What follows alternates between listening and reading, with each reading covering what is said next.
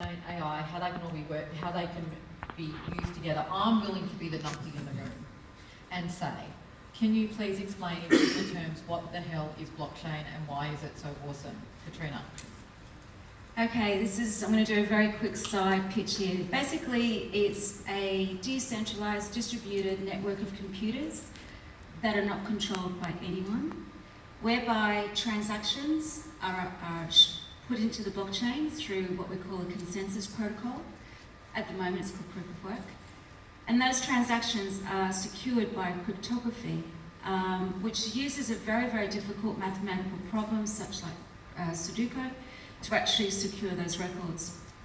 The value proposition of blockchain is it actually has what we call I see what you see. So because you can verify the data, you can actually trust the data. And once you trust the data, you're able to do things with it. But one of the most important things about blockchain technology is it's peer-to-peer. It removes intermediaries out of the transaction so we can actually get on and create value. Awesome. Just one moment. Bitcoin is the most successful application of blockchain, and yesterday it was its 10th birthday. So it solved a very important problem, which was the double spend of digital cash. And because we solved that problem, we're able to do what we call digital twins between physical assets and digitalize those assets. So you just said Bitcoin just turned 10 yesterday. See, so it's not that new. Far out. I just aged like 50 years. Yeah, no, it's 10. So it's a tween. It's going to get all smelly and pimply for the next 2 years. Far out. I'm not sure that I'm a fan of that. And Tracey, can you give us in your words, we've already heard from a couple of speakers this morning about artificial intelligence, but give us in your context, why is AI so exciting? Sure, and there are a lot of themes that run across this. AI is a bit of an umbrella term though, so it's anything, technically anything that you can sense and then process or understand and then act. And so it includes the robotics that Sue was talking about earlier this morning. It includes the Internet of Things, which is basically edge-based computing devices that we all carry around with us, or they're in our workplaces and out in the environment. So that's how we get a lot of data in there. And then most commonly it's referred to as machine learning. And there are various different types of machine learning, but the common ones that are getting used at the moment are things like natural language processing, where I talk and you understand and then we can act on that, image recognition, or predictive analytics. Beautiful.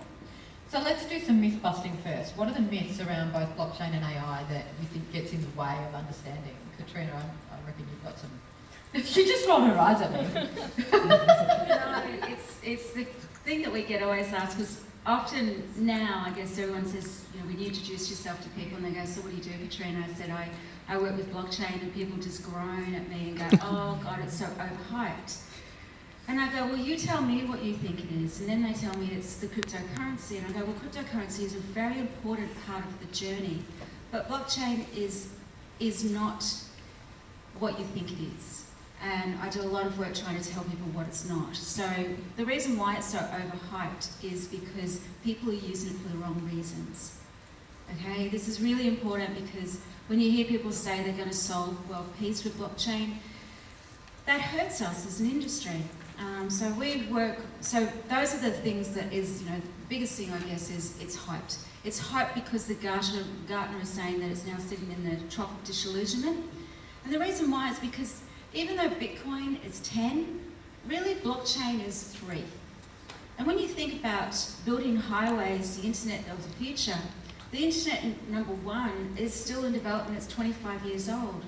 And it took us a really long time to get the benefit and the value out of the internet before we really knew what to do with it. So we're in the same place with blockchain, but we're actually on blockchain 3.0. And that's because we work with smart contracts. And now we're introducing things like AI into the journey as well, which is making it much more interesting. So I think when people start to, when people go roll their eyes and go, oh, blockchain, it's that hype thing, just take a step back. Go read the white paper. Go learn about this technology before you dismiss it, because it's actually quite extraordinary when you really understand what it can actually solve. But it can't solve problems that exist in today's framework, because this is a governance technology. You have to look at it from your business rules, your business processes, your models. I always say that blockchain is a strategy to rethinking really difficult problems that are big problems that blockchain can solve. So they can only solve big problems, not little things. So when people want to actually do blockchain internally because they want to do some efficiency, no, don't do that. Don't do that. Put it down, walk away. Get your database sorted out. Because blockchain only makes sense if you have to get cooperation on the data. But you don't trust anyone with that data, so you've got to get cooperation. Somebody needs to tweet that. Blockchain should only be used when you need to get cooperation on the data, but you don't trust the people that you need to cooperate with. Nice. Tracey, you would never use it internally, for example. I think blockchain suffers the same challenge that, say, AI or cloud computing suffered, and that's that the marketers get a hold of it and everything gets blockchain washed. And all of a sudden it's a blockchain solution and it's going to save the world and it's going to solve everything, and it's not. It's really important, I think, and part of why we're here is to help demystify these technologies so that as business people and consumers, you can be educated and participate in the conversation as well. So when someone says to you, hey, that's a great opportunity for blockchain or AI, you can say, yeah, or maybe it's not. Maybe automation is actually a better solution for that than blockchain might be. I'm really just happy to take audience questions if you have them. If you do, if you've been in any of my panels before, you will know that a questioner needs to pose their question as a tweet, because I'm not interested in observations, I'm interested in questions. So if you do have a question, pop your hand up. I'll come to you shortly, but in the meantime, a microphone will come to you. So if you've got a question, just raise your hand. Meanwhile, can you both tell me, how do you think blockchain and AI are going to influence business over the next 5 years? Totally, I love the concept that it's actually only 3 years old right now, so we haven't even started, if you like, to kind of touch on the real impact. Where do you think it's going? What do we need to start thinking about now? Well, I'll start, but Tracey will, her stuff will meet mine. So I mentioned smart contracts. So smart contracts is just a code. It says if this then. So when you think about contract management and all the contracts that you've entered into, you have conditions that need to be met in that contract for things to happen.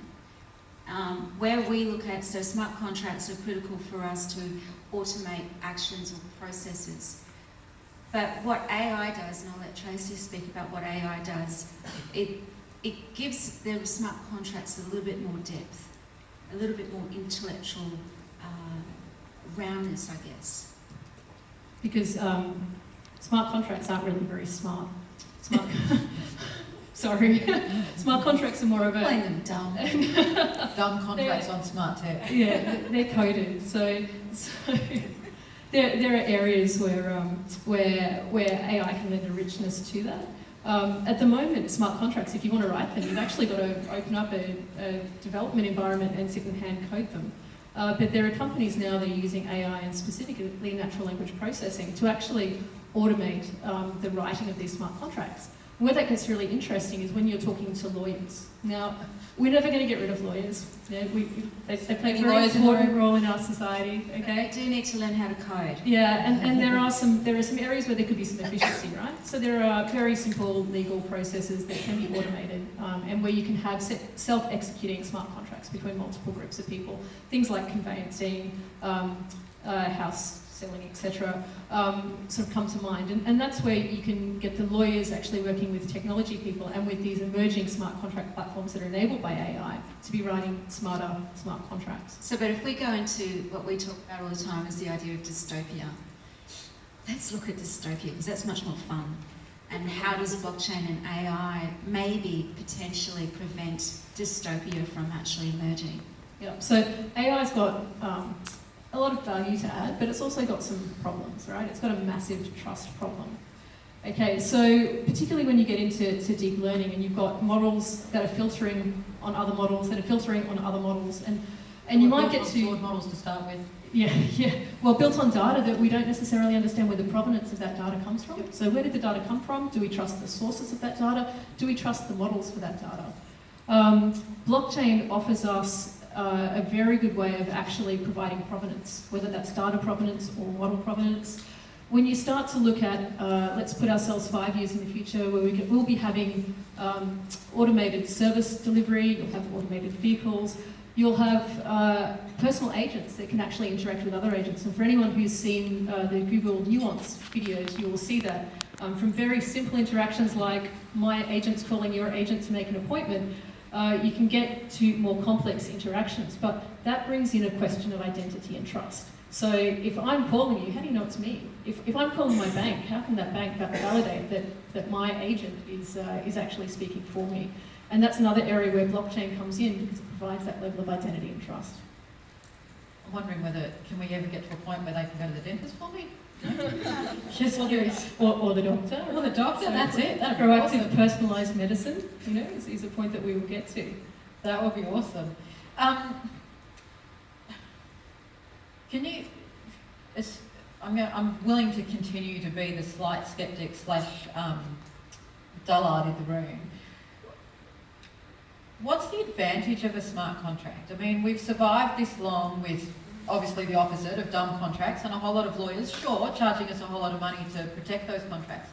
What's the core advantage to society of a smart contract? This is what I love these sort of questions. It's because I'm actually an ex-bureaucrat. I spent 20 years in government, so I love it when it comes to stuff because this just screams bureaucracy and red tape at me. And I go, we've got an opportunity to really clean all that up. So we're really amazing in Australia. We've got some amazing thought leaders, and one person I admire greatly is a gentleman by the name of Professor Jason Potts from RMIT.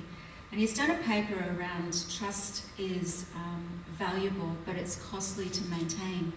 So he actually did a study and looked at all the jobs that are actually in transactions to create trust. So he actually worked out that 35% of white-collar jobs are in there to facilitate trust.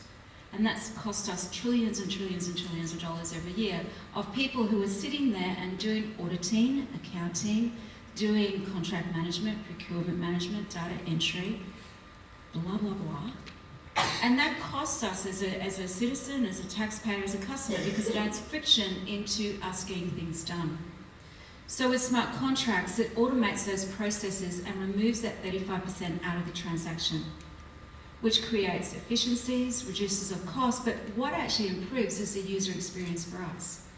We get things faster, we get it how we want it, and we start to see a really truly digitalized experience that is actually premised on trust, where we can verify where data has come from. That to me is a very powerful proposition for both governments and industry. How do we automate? How do we look at these smart contracts? Because government are all about regulatory. We talk about government 2.0 where they don't necessarily have to regulate anymore, but they will have oversight because we've been able to build out smart contracts around data to prove or show how that data should move. To me, that's really exciting. And it also removes a lot of the barriers to most of the innovation that we've been talking about today as well. You'll get to a point where you get friction with any new technology that emerges. You want to look at automated vehicles, which was an example that was presented before. It's not the technology that's going to be the barrier to adoption to that. It's the regulatory environment, the legal environment, it's questions around ethics. And these are all things that can be quantified and codified using the blockchain. But it's true. I mean, we talk about that at the end of the day, this is about a cultural change. It's change management because everything that I work on and it's around governance. It's about how do we re-engineer business processes and business models to actually reduce friction, reduce time and cost. But we have to step up and say, we have to cooperate and collaborate on agreement on data. And so if you're in a government industry, if you're in government, your data sits in silos. So if you're in Department of Vehicles, for example, TMR, and you want to collaborate with QPS, you can't because your data is sitting in separate databases.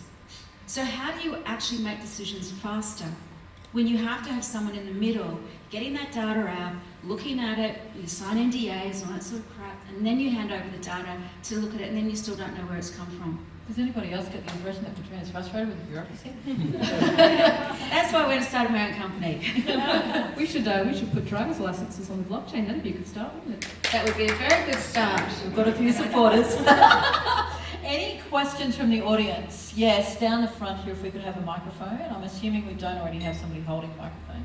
It's coming your way. There you go. Just let us know where you're from as well. I'm Tim Smith from ThoughtWorks. Should we be worried about massive layoffs in the trust sector then, if blockchain can avoid those inefficiencies? I'll answer. Can I answer that one, please? I think it's important to dispel the myth that in order to be working in a blockchain environment or in an AI environment, all of these technologies that are sort of going to change the way that we live and work, you don't have to be a technologist, right? There's, as Katrina mentioned, a huge amount of change management that's required. There's legal perspective that's required. There's subject matter expertise that are required from all of these different industries in order to codify and digitize these solutions. So layoffs, not necessarily, probably more change and opportunity. I mean, there's, like with any change, right? And I sort of see, you know, when we actually had the internet come on board, we were all like, oh, what is it going to do? But what happened is, yes, we actually automated jobs, but what happened? We saw a new industry emerge. Do you remember when it cost you like $500,000 to get a website written? Do you remember those days when, you know, someone said, yeah, I can write your website, but it's going to cost you $500,000? Now that's the type of industry. We have social media, we have content experts, bloggers, because we actually created new platforms for engagement. So yes, 35% you will, if you're actually in a job that's doing data entry, perhaps you should be thinking about something different. But think about the opportunity, because we are now able to look at data in a different way. And it comes down to governance and ethics. Ethics, if anyone wants to, if you've got kids that are really like ethics, go tell them to go to uni and learn about ethics, because that's one of going to be the most important jobs as we as humanity continue on this journey with technology. Any other questions before the questions go up. Bernadette, and then there's one. Hi, I'm a PhD student. I was wondering, before you say about we should don't trust the people, but we trust the data. But who gonna check those data is correct? And you know, Who checks the data? And then we'll send the microphone over. And that's exactly what we were saying before. You have to get consensus. This is why you now need to think very carefully when you create data. Where does it come from? Who's validating it? Who's verifying it before you actually even put it near a blockchain? Because once you agree and it goes in, it's in there forever. You can actually go to Ethereum, to the Etherscan, which is the Ethereum blockchain. If you put 0 in the search engine, it takes you to the Genesis block. And it's the same for the Bitcoin blockchain. You can go back to the 3rd of January 2009 was the very first block that was mined. Now you can still see that. So you've got to have consensus on the data, because for the first time we're going to put data structure, or structure of data, into the journey. Is it worth explaining how consensus works? Okay, proof of work. You know what we're going to get asked if we do proof of work. Well, okay. You're doing this deliberately. No, consensus is all about having more than one person validate that the data is correct. So Kat, Katrina and myself are sitting here, we all maintain a history of this conversation perhaps, or of a transaction, and then, or a quote, or whatever it happens to be. And we all need to agree on that. And if anyone wants to change that, they have to get all three of us to agree. So when we talk about consensus, and there are many different mechanisms for consensus in blockchain, some of them are proof of work, which is very energy inefficient, but AI can help with that. And there are others called proof of stake, or there's proof of value. There's a lot of proof ofs that are emerging, absolutely. But it's about having an authoritative source that's agreed by whoever the people in that business transaction are, all validating that data on the way in. So that's how you maintain quality. I know Bernadette's holding the microphone, so I'm going to come to her, and then I'm coming over that side of the room. Yes.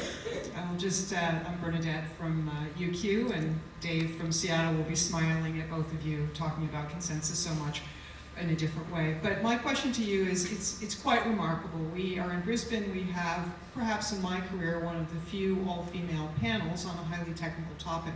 I'm curious what you think that more women in this space will yield, and what, in terms of where we are in 2018, what's the great leveler?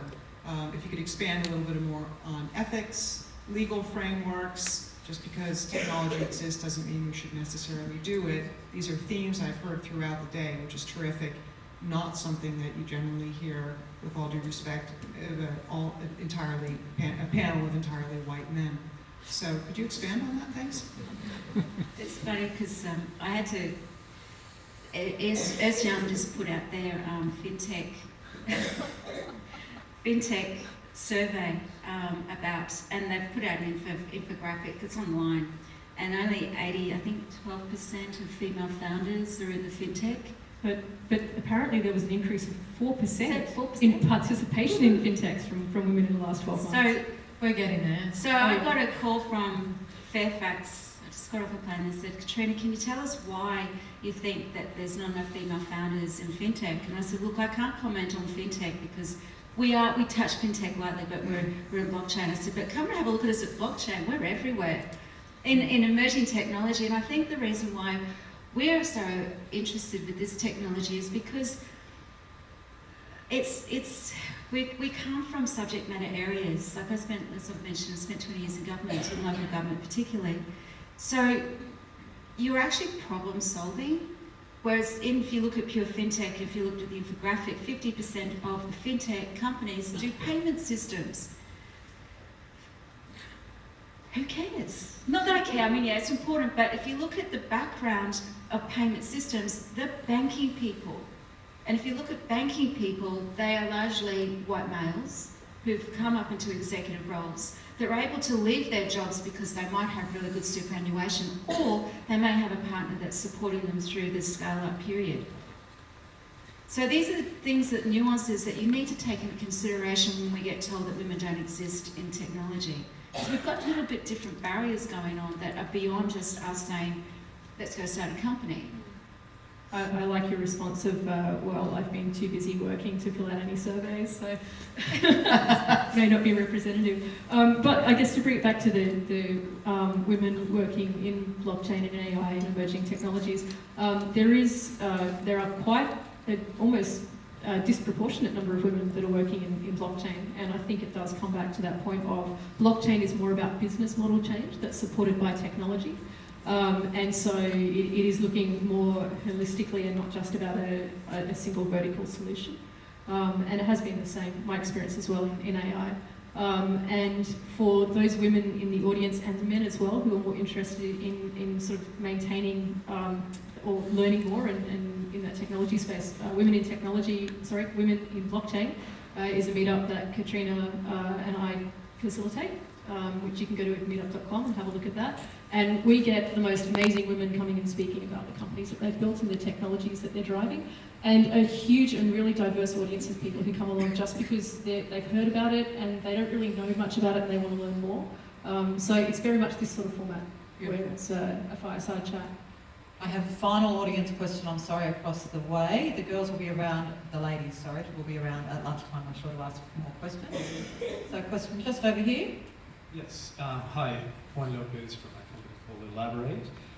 My question is in relation to obviously the theme here of the panel is about unlocking the potential of two exponential technologies, right? So the crossover of those technologies as well potentially present a set of risks, right? Risks that are potentially unknown and unknowable. And I don't know, one of the, I think it was Katrina that was talking about something really cool about trust is valuable but costly to maintain. Blockchain technology is supported by the concept of very hard cryptological problems to solve, right? But AI is intelligence that is highly adaptable, and with exponential technologies such as 5G and so on, those concepts of those barrier of potentially difficult problems to solve, AI can perhaps find the solution to do it faster, or perhaps we're talking about smart agents that can, go rogue and create or saturate the blockchain with smart contracts that are distorting the concept of trust and reality. So my question is, how do you guys actually start framing some of the risks that you want to, protect, when you're talking about the crossover of those things? So how do we start framing this technology and some of the parts of what we're working on to protect against the risks? Well, the first step, I think, is talking about it. So actually having these types of conversations where, blockchain does exist, it's an emerging technology, still emerging, and we're still getting standards and governance and frameworks around that, but it is at its heart a governance technology. And AI as well, still emerging. I just want to, one of the big myths of AI, I think people conflate artificial intelligence with human intelligence. And because of that, they tend to anthropomorphize it a little bit, and then they start to project intent onto AI. And then we start to get into, well, let's talk about runaway AIs and what happens if it's on a decentralized network in the blockchain, and oh my God, Armageddon, right? So I think it's really important to understand that artificial intelligence is not human-like. It is really good at processing vast amounts of data in a way that we can control. We can control the data that goes into it. We can. There are mechanisms for limiting what it can actually do. But that was a very long-winded way of answering your question, which was I just think, as with all risks, we need to be aware of what they are and to build mitigations for those risks into the underlying frameworks and governance of the technologies. Oh man, the red lights are flashing, and I feel like there are so many more things that I want to ask Katrina and Tracey around. As we are waiting for the pink room to rejoin us, I'm going to ask the final and closing question. If I could ask you to just give us a really quick, almost tweetable response.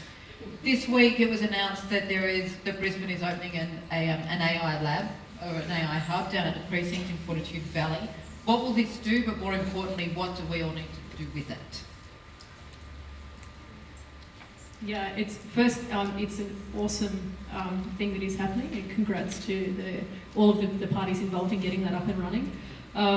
What we need to do, so it will centralise a lot of AI work, startups, government investment into one place, which is fantastic for building capability and growing our economy in Queensland.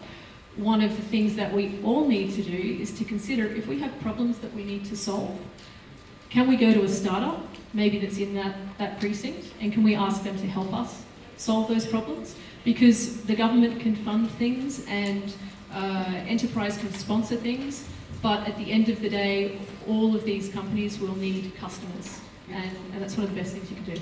Katrina, closing comments? Fast closing comments? Yeah, obviously I'm excited that there's an AI, but I think also you've got to remember that AI is only one tool in the kit. Blockchain is the underlying structure that enables AI to do things as well. So even though we're having a wonderful conversation around AI, I think we can't ignore the other emerging technologies.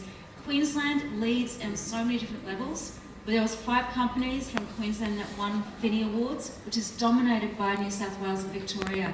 So I'd like to see a broader conversation, but I do have to echo Tracey. The only way startups get traction is through customers, not grants. Grants you can't even do R&D on.